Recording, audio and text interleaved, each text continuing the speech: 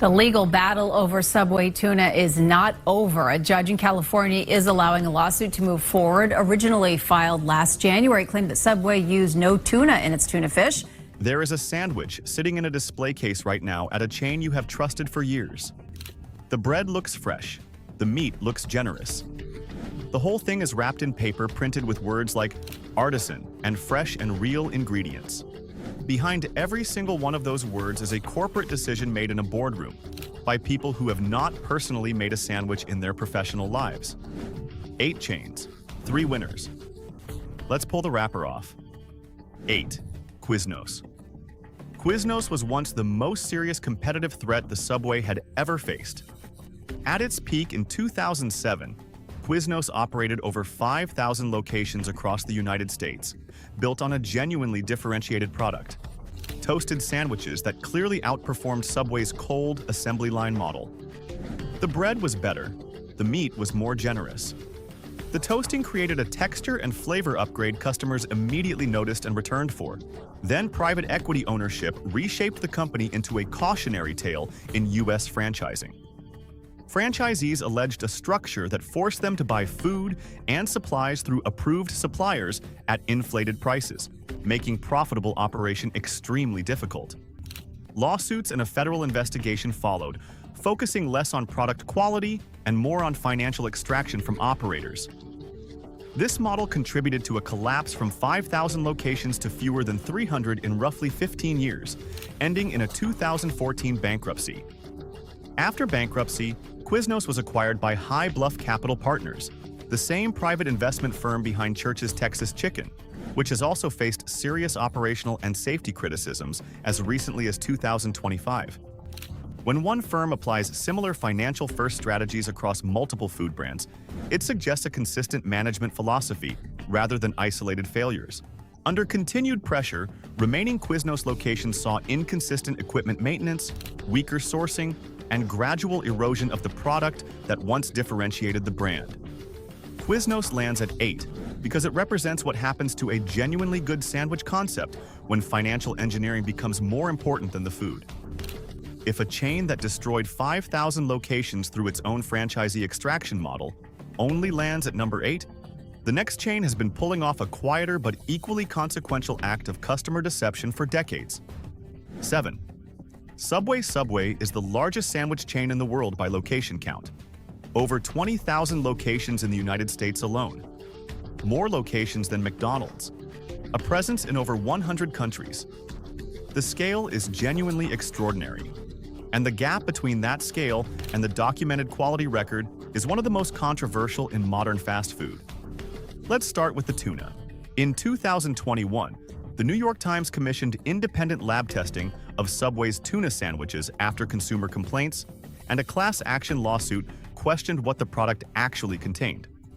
The results reportedly found no clear tuna DNA in tested samples. Subway disputed both the findings and methodology, and the legal and scientific debate around what is actually in Subway's tuna salad has never been fully settled in a publicly definitive way. Bread is the next issue, and it begins with Subway's own marketing claims. The brand built its identity around freshly baked in-store bread. In 2014, food blogger Vani Hari's public campaign drew attention to azotocarbonamide, a dough conditioner and bleaching agent also used in non-food industrial products. Subway removed it after backlash. The controversy raised a lingering question. Why was a chemical with such associations present in bread marketed as fresh and wholesome, especially when it was restricted in parts of Europe and Australia? The meat program across 20,000 locations is built on industrial supply chains, with limited public detail on sourcing standards or antibiotic policies. Fresh, in Subway's branding, largely refers to assembly, not ingredient origin or production quality. If this is the first time you are watching one of our investigations, hit the subscribe button right now. Every single week we go this deep into the food, the chains, and the corporate decisions being made that end up between the bread on your plate. One click and you will never miss another investigation. Across 20,000 franchise locations, inspection outcomes naturally vary, shaped by individual operators rather than uniform kitchen control. The corporate system provides branding and supply logistics, But day-to-day execution differs widely across stores, making consistency a structural challenge at scale. Subway lands at 7 because tuna, with no identifiable tuna DNA, bread with yoga mat chemicals, industrial meat sourcing with no published standards, and a franchise network too large to meaningfully oversee add up to a brand whose marketing is an aspirational fiction rather than an operational reality. The next chain charges you significantly more than Subway while delivering something that makes Subway's problems look almost quaint by comparison. 6. Jersey Mike's. Jersey. Mike's has built a premium positioning in the sandwich category on a clear claim. Fresh sliced, fresh grilled, real ingredients. The pricing reflects that positioning, with meals often landing in the $12 to $15 range before a drink, signaling a step above standard fast food deli offerings. The key question is whether that premium is fully backed by substance or partially driven by marketing emphasis. The fresh sliced claim is real in a narrow operational sense.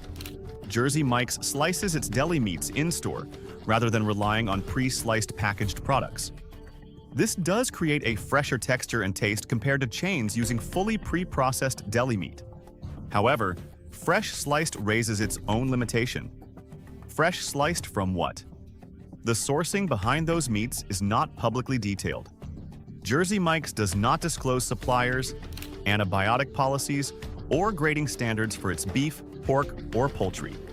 So while the slicing process is transparent, the upstream supply chain is not. The brand's rapid expansion through franchising also introduces variability in execution.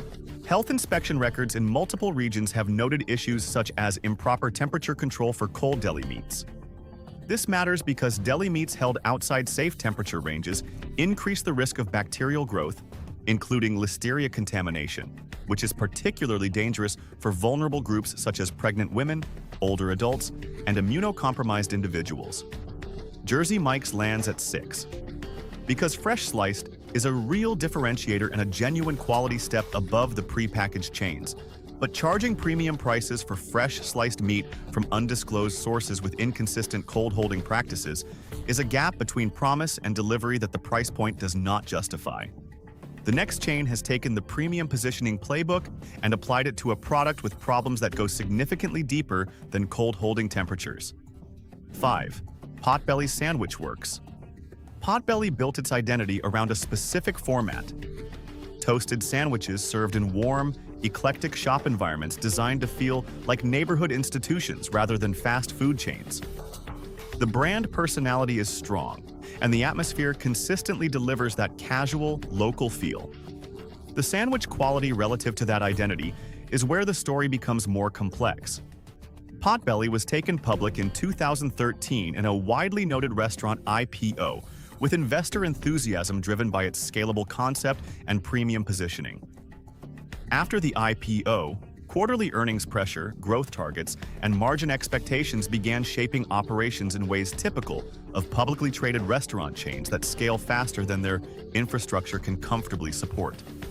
The meat program reflects this pressure in a more industrialized supply structure, relying on large-scale processors typical of cost-optimized fast food supply chains. Public disclosure around sourcing standards, including antibiotic use and animal welfare policies, is limited. The bread program, central to Potbelly's identity and toasted format, has received long-term customer feedback suggesting a gradual decline in perceived quality since national expansion. Many early customers of the Chicago-era brand describe a shift from a more artisanal feel to a more standardized industrial product as sourcing and production scaled. Health inspection findings across locations reflect the operational complexity of managing toasted sandwiches, soups, shakes, and catering within margin-constrained kitchens, where staffing and consistency can vary by franchise and location. Potbelly lands at 5 because the warm atmosphere and the toasting format created genuine differentiation that the public market's demands have systematically eroded. The sandwich that made people line up around the block in Chicago in the 1990s is not the sandwich coming out of a Potbelly kitchen today. Now, the next chain proves that even when a sandwich concept is built around a specific premium claim, the distance between the claim and the documented reality can be enormous. 4. Jimmy John's. Jimmy John's built an empire on one promise: freaky fresh, freaky fast. The speed is undeniable. The freshness claim is where the gap between marketing and reality becomes more complicated.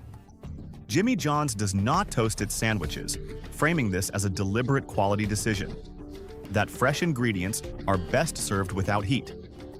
The idea is that superior ingredients do not need alteration.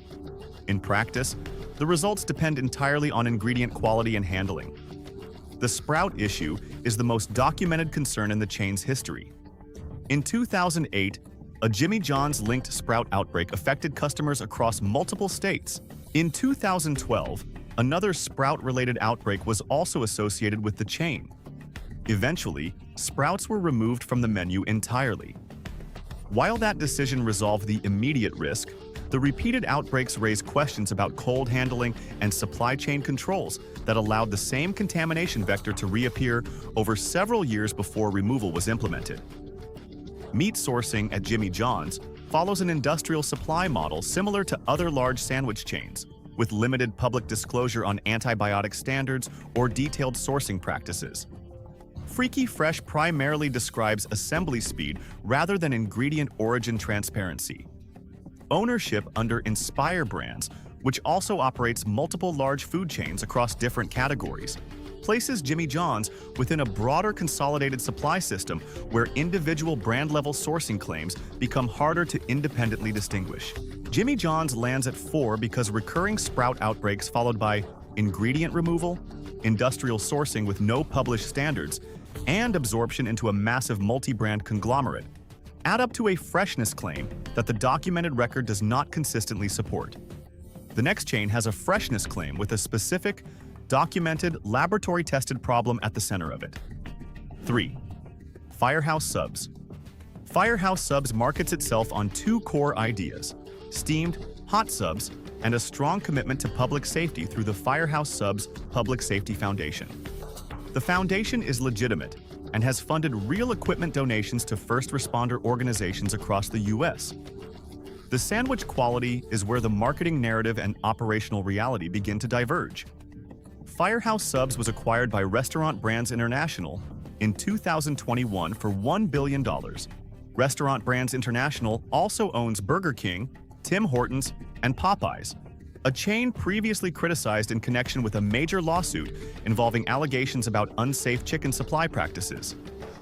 This places Firehouse Subs within a large multinational portfolio where sourcing and standards are managed at scale across multiple brands. That corporate structure raises questions about how much brand-level claims about freshness and quality reflect independently controlled sourcing versus centralized supply chain economics shared across the portfolio. The meat sourcing at Firehouse Subs follows the same industrial deli supply model seen across major sandwich chains, with limited public disclosure on antibiotic use, supplier identity, or detailed sourcing standards. The steaming process heats the sandwich but does not transform the underlying quality of the ingredients being used. Health inspection records across locations reflect the typical challenges of fast-growing franchise systems operating within large corporate structures, where consistency can vary between operators and regions.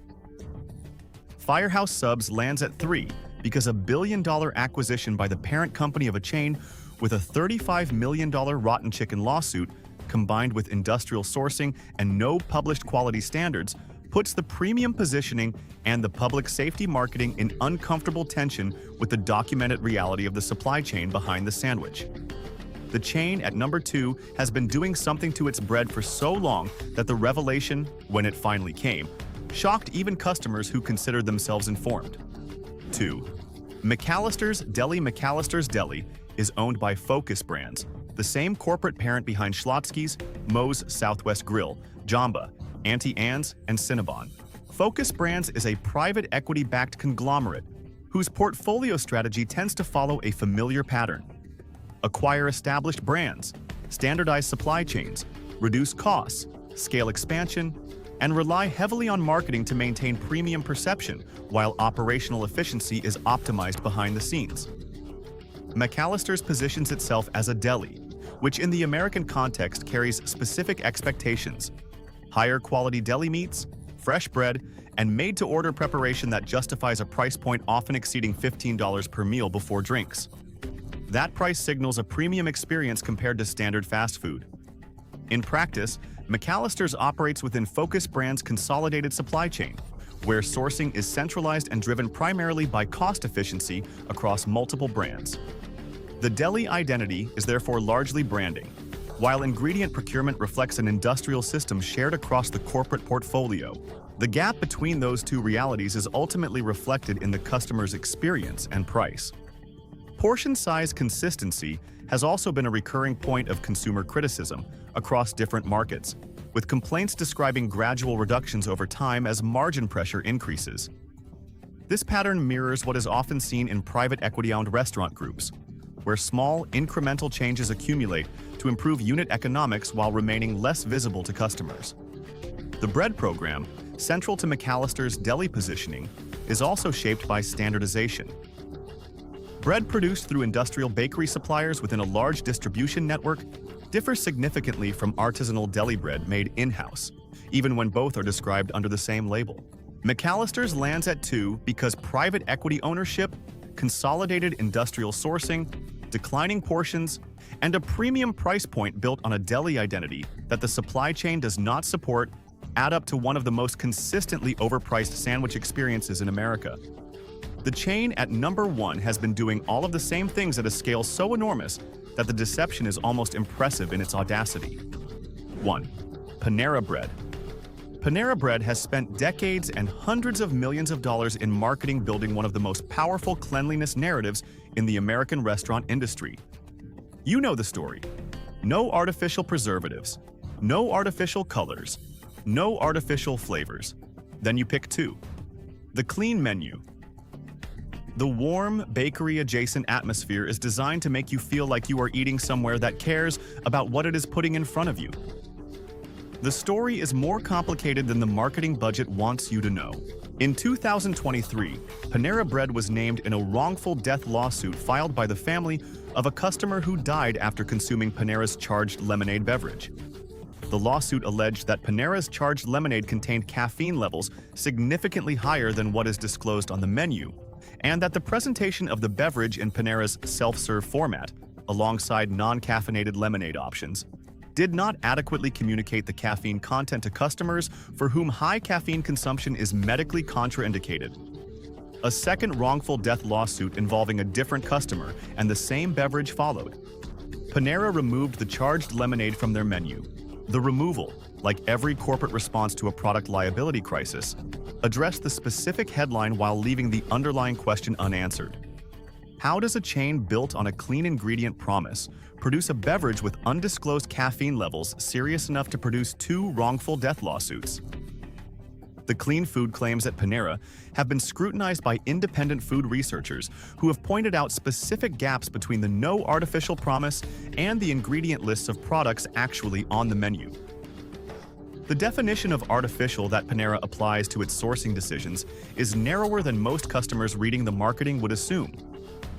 The sourcing of Panera's deli meats, which constitute the core of the sandwich program that generates the majority of their revenue, runs through industrial processors with the same absence of published antibiotic standards and supply chain transparency that characterizes the chains below it on this worst list. The clean food narrative is built around the absence of specific additives. It does not address antibiotic use in the meat supply chain, the conditions on the farms where the animals were raised, or the environmental and worker welfare standards of the processors supplying the product. The portion sizes at Panera have been the subject of a specific and well-documented consumer complaint that gained significant traction in 2023 when customers began comparing menu photography to the actual products being served.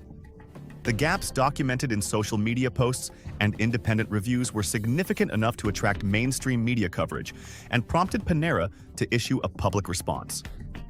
The response acknowledged the concern without making specific commitments to address it. Panera lands at number 1 because 2 wrongful death lawsuits connected to a single beverage product, clean food marketing built on selective definitions, industrial meat sourcing with no published antibiotic standards, and portion sizes that prompted a national media conversation about the gap between the menu and the plate. add up to the single most expensive and most elaborately maintained deception in the American sandwich category. The marketing is extraordinary. The sandwich under the marketing is ordinary. You have been paying premium prices for the marketing. The three clear winners. 3 sandwich chains earned a place on this list. Not because they are flawless, but because the documented evidence of how they source, how they operate, and how they respond when something goes wrong puts them in a genuinely different category from everything on the worst list. 3. Wich superior sandwiches. Wich operates on a model that is genuinely different from every chain on the worst list in one specific and important way: the customization system.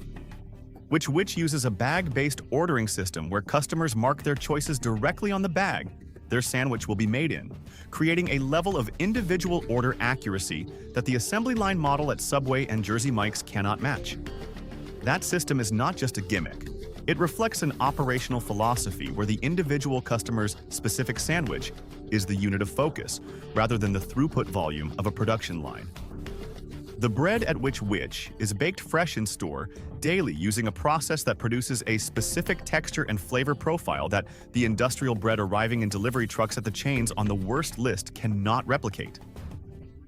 The freshness of the bread is not a marketing claim supported by selective definitions. It is a daily operational commitment visible and verifiable inside every Wich location.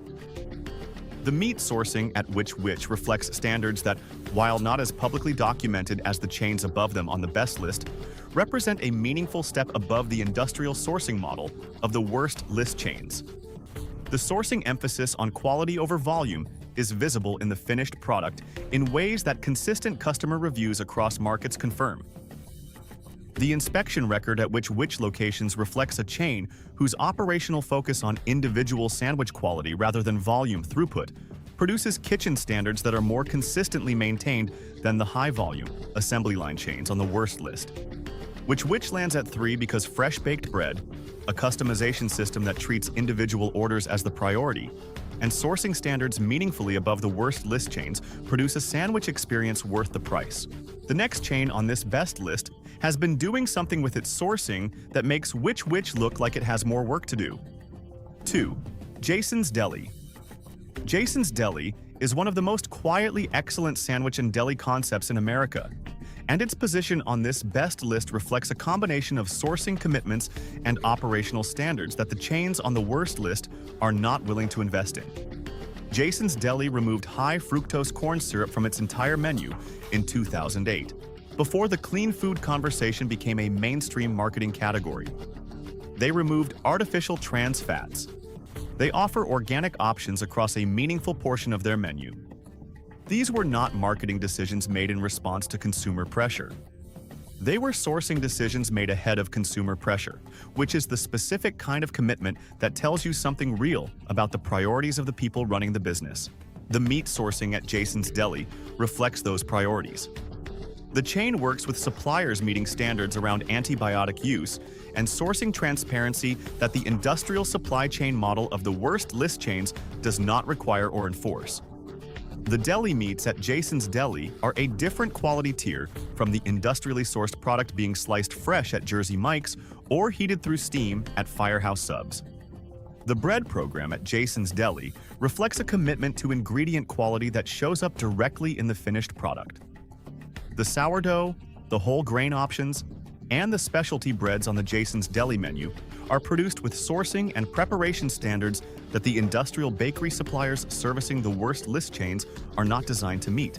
The inspection record at Jason's Deli locations is among the strongest in the sandwich and deli category, reflecting a kitchen culture where the investment in ingredient quality is matched by an investment in the food safety standards required to protect that product from the point of delivery to the point of service.